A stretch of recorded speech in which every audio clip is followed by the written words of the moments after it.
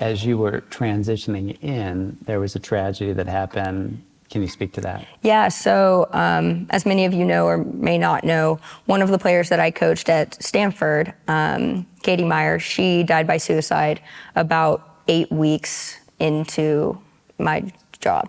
And you were very close. Yeah, so Katie, I had coached her for 4 years at Stanford, had known her while she was in high school, and she was just one of those players that you connect with. I think everyone on our staff felt that way, just very vivacious, a lot of energy, one of the loudest and most sincere voices on our team, so we all felt like we knew her very well and she knew us.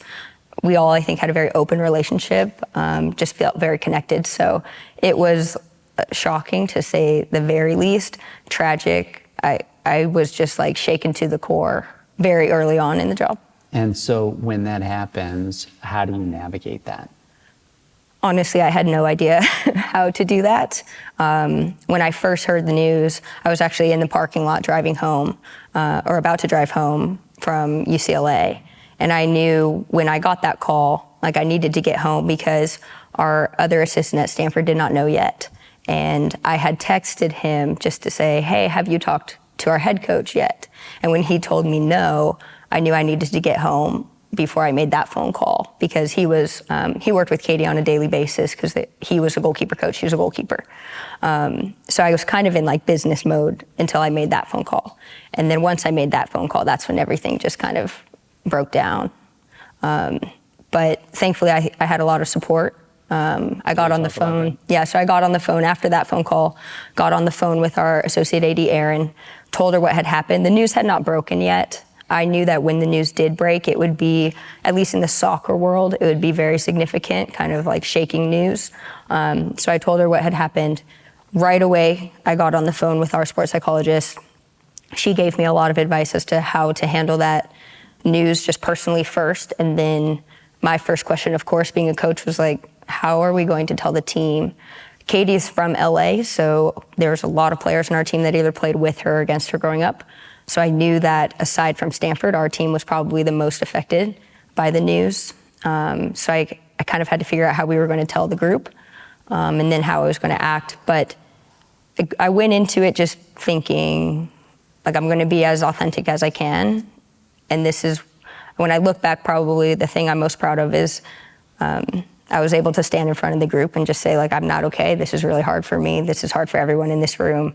And obviously, I wouldn't wish this circumstance on anybody or any team or any program, but it really helped our team come together and helped our staff kind of integrate ourselves into the group. And they told you to do what?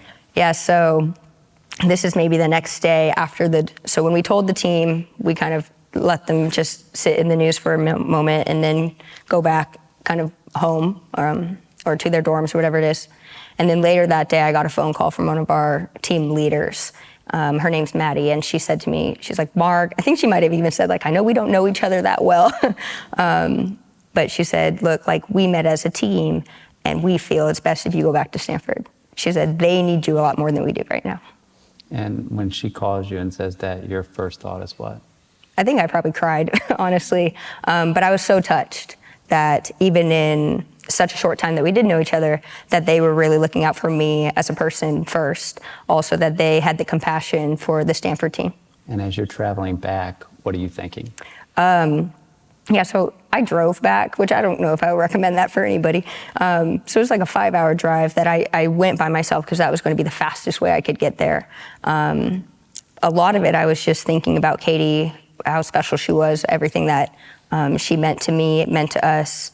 I was thinking about just the enormity of the feelings she must have had in that moment, and that's the part that really struck me. Because it's just, I think, to be so young, to be to have so much ahead of you, and to make a decision in a moment that's so permanent, and also to feel so hopeless, so helpless that that's the solution you land on. That's the part to me that was the most tragic. And I also was just thinking, okay, my role at Stanford very much was kind of connecting with the players, being that person that they could rely on. And so part of what I was thinking of on the drive was, okay, how am I going to hold it together enough to be that for them in this moment?